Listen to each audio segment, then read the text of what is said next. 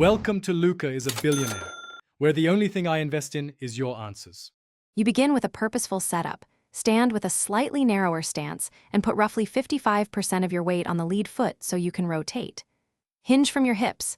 This is why your spine stays long and won't extend early. Take a compact, one-piece takeaway to establish the correct wrist and shoulder relationship. Once done, feel tension release in the lower back and a stable triangle between shoulders, arms, and club. This initial posture prevents the chain reaction that causes early extension. You now focus on sequencing.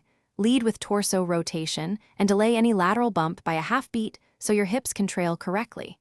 This timing keeps your center moving rotationally, which prevents the hips from thrusting forward and forcing extension. Keep the wrist set through the transition and maintain the club shaft on plane at the top. That stored lag converts to power without pushing your body away. Once your trail hip rotates back and down, you'll maintain posture and avoid early standing up during the downswing. You complete the swing by holding posture through impact. Allow your arms to extend while your torso finishes rotating so the lower body supports, not collapses. Use an impact bag or a wall drill to practice resisting hip slide. These drills teach the feel of keeping the rear hip back and down.